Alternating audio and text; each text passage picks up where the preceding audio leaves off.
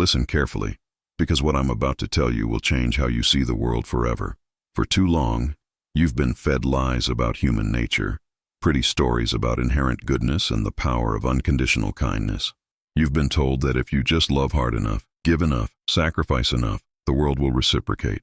You've been conditioned to believe that cruelty is always wrong, that harshness is the enemy of virtue, that showing your throat to the wolves somehow makes you noble. But here's the truth that nobody wants to admit, the reality that philosophers like Thomas Hobbes understood centuries ago.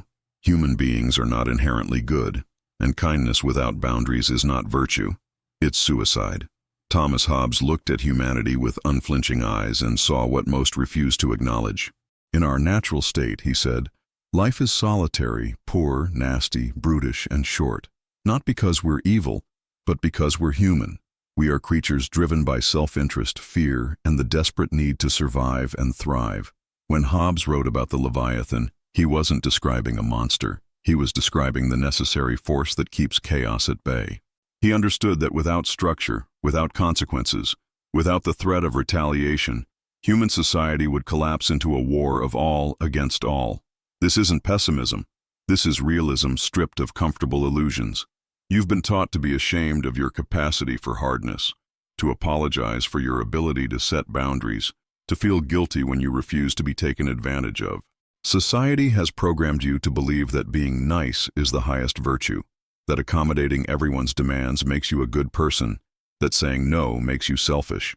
But what they haven't told you is that this programming serves a purpose.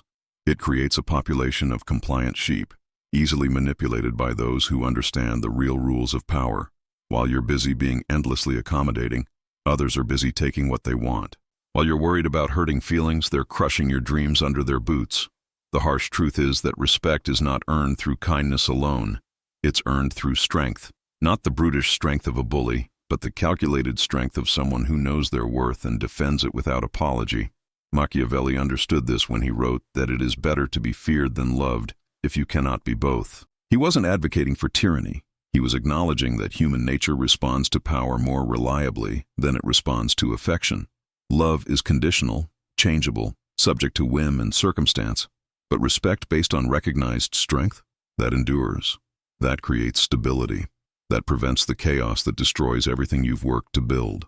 Think about every relationship in your life where you've been walked over, taken for granted, or outright abused. Think about every workplace where you've been overlooked for promotions while less qualified but more aggressive colleagues climbed over you. Think about every friendship where you gave and gave until you had nothing left, only to be discarded the moment you needed something in return. What do all these situations have in common? You showed unlimited kindness without demanding reciprocal respect. You revealed that you could be pushed without pushing back. You demonstrated that your boundaries were suggestions rather than laws. This is where Hobbes's law of necessary cruelty comes into play, sometimes to preserve what matters most, your self-respect, your goals, your very survival. You must be willing to disappoint others. You must be willing to say no and mean it. You must be willing to cut people off who drain your energy without contributing to your life. You must be willing to be the villain in someone else's story if it means being the hero in your own. This isn't about becoming a monster. It's about refusing to remain a victim. Nietzsche spoke of the will to power, the fundamental drive that motivates all human action. He understood that morality, as commonly conceived, often serves to keep the strong weak and the powerful submissive. The slave morality, he criticized, teaches you to find virtue in suffering, nobility in self-sacrifice, and goodness in self-denial. But ask yourself this: who benefits when you're constantly giving away your power? Who profits when you're too kind to demand fair treatment? Who wins when you're too moral to fight for what's rightfully yours? The answer is always the same: those who understand that niceness without strength is just another word for weakness. The world operates on leverage, not love. It functions on mutual benefit, not unconditional giving. Every relationship, every transaction, every interaction comes down to what each party brings to the table and what they're willing to walk away from. The moment you signal that you'll accept anything, that you'll tolerate any treatment, that you'll forgive any transgression, you hand over all your leverage. You become not kind, but convenient, not loving, but expendable, not virtuous, but naive. But here's what changes everything. The moment you establish real boundaries, The moment you demonstrate that crossing certain lines will result in swift and certain consequences, the entire dynamic shifts. People start calculating the cost of mistreating you. They begin to weigh whether taking advantage of you is worth the price they'll pay. They stop seeing you as a resource to be exploited and start seeing you as a force to be respected. This transformation doesn't happen through endless explanations or desperate pleas for better treatment. It happens through consistent action that proves your words have weight. Consider the difference between conditional and unconditional kindness. Unconditional kindness says, "I will be good to you regardless of how you treat me." It sounds noble, but in practice it's an invitation for abuse. It tells people that their behavior toward you has no consequences, that they can take without giving, harm without cost, betray without penalty. Conditional kindness, on the other hand, says, "I will treat you well as long as you treat me with respect." This creates accountability. It establishes standards. It forces people to consider their actions, because those actions determine how they'll be treated in return. The fear of being seen as cruel, of being labeled difficult or demanding, keeps most people trapped in patterns of self-betrayal. They endure toxic relationships because ending them would be mean. They accept unfair treatment at work because standing up for themselves might cause conflict. They say yes to requests they can't afford, financially, emotionally, or temporally, because saying no feels cruel. But what's truly cruel is the life you're creating for yourself when you refuse to protect your own interests. What's genuinely harsh is the resentment that builds when you consistently choose others' comfort over your own well-being. Hobbes understood that the state of nature is characterized by the constant threat of violence, not because humans are inherently evil, but because they're inherently self-interested. Remove the social contracts that regulate behavior, eliminate the consequences that deter aggression, and you'll quickly see how thin the veneer of civilization really is. The same principle applies to your personal relationships and professional interactions. Without clear boundaries and consistent enforcement, people will push as far as they can go. They'll take as much as you'll give. They'll demand as much as you'll tolerate. Not because they're bad people, but because they're human people. And humans naturally test the limits of what they can get away with. This is why necessary cruelty is not the opposite of kindness. It's the foundation that makes genuine kindness possible. When you establish clear boundaries and enforce them consistently, you create a framework within which authentic relationships can flourish. People know where they stand with you. They understand what you will and won't accept. They can predict the consequences of their actions. This clarity eliminates the manipulation, testing, and boundary pushing that characterizes relationships where one person refuses to defend their own interests. The strongest people you know understand this principle intuitively. They're kind to those who deserve kindness and ruthless with those who exploit it. They give generously to those who reciprocate and cut off those who only take. They're warm with friends and cold with enemies. They've learned that undifferentiated niceness is actually a form of moral cowardice. It avoids the difficult work of making judgments, setting standards, and living with the consequences of both. It's easier to be nice to everyone than to figure out who deserves your energy and who doesn't. It's simpler to avoid conflict than to fight for what you believe in. But ease and simplicity are luxuries you can't afford if you want to build a life worth living. Look at the people who command respect in every area of life: business, politics, relationships, creative endeavors. They all share certain characteristics. They know what they want, and they're clear about it. They know what they won't tolerate, and they're consistent about enforcing those limits. They understand that their time, energy, and attention are finite resources that must be allocated strategically, not distributed equally to anyone who asks. They've learned that saying no to the wrong opportunities creates space for the right ones, that ending toxic relationships makes room for healthy ones, that defending their standards attracts people who share those standards. The fear of being alone often keeps people trapped in relationships and situations that are slowly destroying them. They think that having something is always better than having nothing, that being with people who drain them is preferable to being by themselves. But solitude chosen consciously is fundamentally different from loneliness imposed by circumstances. When you're alone because you've refused to accept treatment that doesn't meet your standards, you're not isolated, you're selective. You're not lonely. You're creating space for the right people to enter your life. You're not bitter. You're protective of the peace and energy that toxic relationships destroy.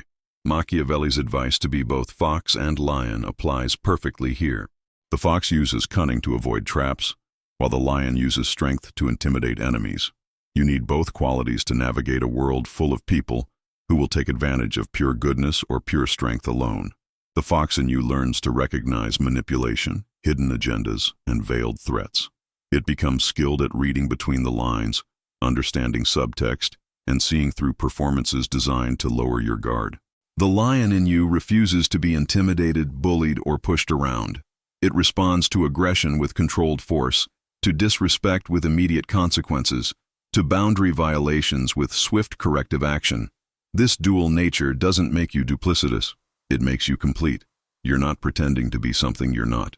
You're using different aspects of your personality strategically depending on what the situation requires. With people who respect you and treat you well, you can afford to be generous, patient, and accommodating. With people who test your limits, exploit your kindness, or actively work against your interests, you become something entirely different. Not evil, not cruel for its own sake, but absolutely unwilling to be a victim. The transition from unconditional niceness to strategic kindness requires you to fundamentally change how you think about relationships and interactions. Instead of asking, "How can I be good to this person?" you start asking, "Is this person good for me?" Instead of wondering, "What do they need from me?" you ask, "What am I getting from this relationship?" Instead of focusing on avoiding conflict, you focus on achieving outcomes that serve your highest interests. This shift feels selfish at first, because you've been conditioned to believe that your needs matter less than everyone else's comfort. But prioritizing your own well-being isn't selfish. It's essential. You can't pour from an empty cup, and you can't help others from a position of weakness. People will test this new version of you. They'll push boundaries to see if you really mean what you say. They'll try to guilt you back into old patterns of behavior. They'll accuse you of changing, of becoming hard, of caring less about others. These accusations are actually confirmations that your new approach is working.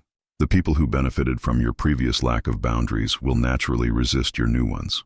Their comfort depended on your discomfort, their convenience on your sacrifice, their ease on your difficulty.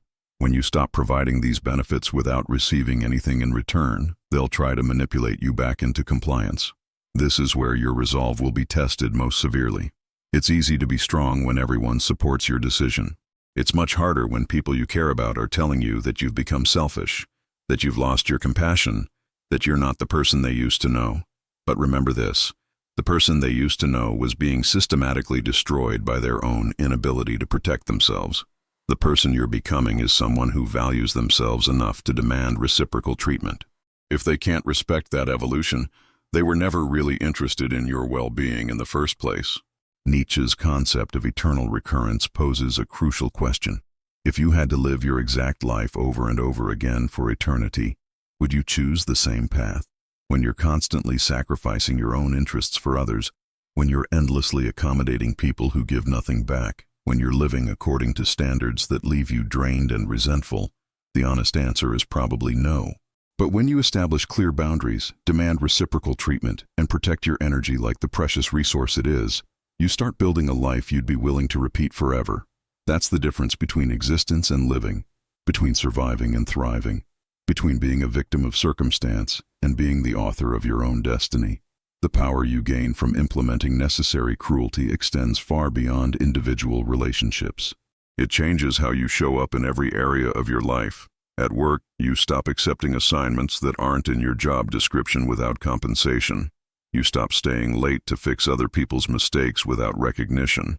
You stop saying yes to every request and start evaluating each one based on what it contributes to your professional growth and personal satisfaction. In your personal life, you stop lending money to people who never pay you back. You stop giving advice to people who never take it.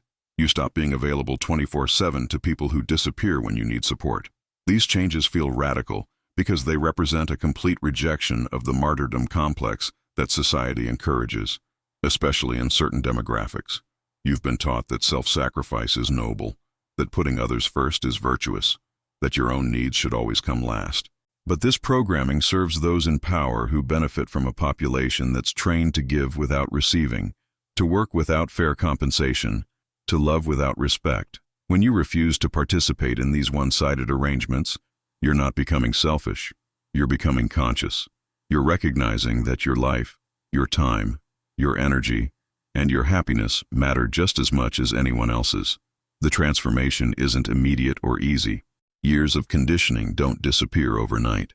You'll have moments of doubt where you wonder if you're being too harsh, too demanding, too protective of your own interests. You'll be tempted to fall back into old patterns when faced with tears, guilt trips, or accusations of coldness.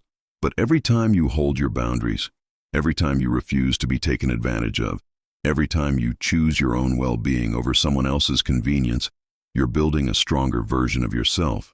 You're creating a life based on mutual respect rather than one-sided giving. The irony is that as you become more selective about who receives your kindness becomes more valuable.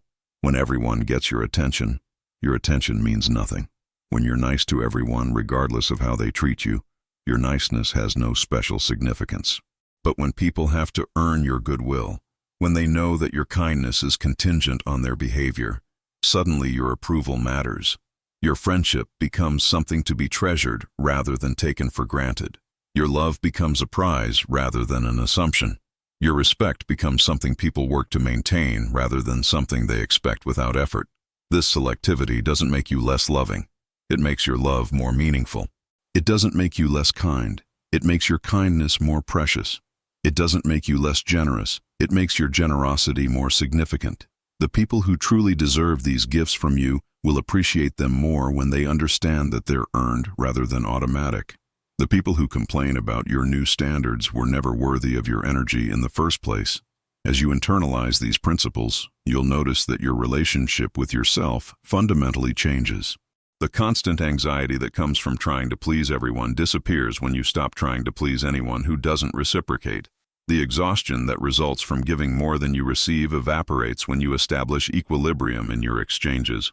The resentment that builds when you consistently prioritize others over yourself dissolves when you make your own well-being non-negotiable. You'll sleep better, think clearer, and move through the world with a confidence that comes from knowing you won't allow yourself to be diminished by others. This internal transformation affects everything external as well. People sense when someone values themselves, and they respond accordingly. Opportunities present themselves to those who demonstrate self-respect. Partnerships form with those who understand reciprocity. Collaborations develop with those who bring equal energy to shared endeavors. The universe, or whatever force governs human interactions, seems to reward those who refuse to accept less than they deserve.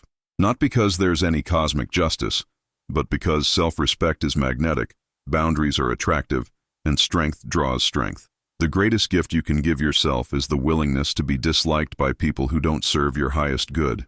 The greatest service you can provide to others is showing them, through your example, that self-respect is possible. The greatest legacy you can leave is a life lived on your own terms, according to your own standards, in pursuit of your own definition of success and happiness. This requires you to embrace the necessary cruelty of saying no, setting limits, and walking away from anything that diminishes your spirit or dilutes your power. Remember that cruelty, in this context, is not about causing unnecessary pain or seeking revenge against those who've wronged you. It's about the precise application of boundaries, the surgical removal of toxic influences, the strategic withdrawal of resources from people and situations that don't serve your growth. It's about being willing to disappoint others rather than disappointing yourself, choosing temporary conflict over permanent resentment, and accepting the label of difficult rather than the reality of being taken advantage of. The world will always have room for one more person who refuses to be diminished, who demands reciprocal treatment, who protects their energy like the finite resource it is. What the world doesn't need is another person who gives until they have nothing left, who accommodates until they lose themselves, who loves without requiring respect in return. You have a choice to make about which person you want to be, and that choice will determine not just how others treat you, but how you feel about yourself when you look in the mirror at the end of each day. The path of necessary cruelty is not the easy path, but it's the path that leads to a life worth living. It's the difference between existing as a resource for others to exploit and thriving as a force they must respect. It's the choice between being loved for what you provide and being valued for who you are. It's the decision to build relationships based on mutual benefit rather than one-sided sacrifice. And ultimately, it's the commitment to honor the most important relationship you'll ever have, the one with yourself, by refusing to accept anything less than you deserve from anyone else.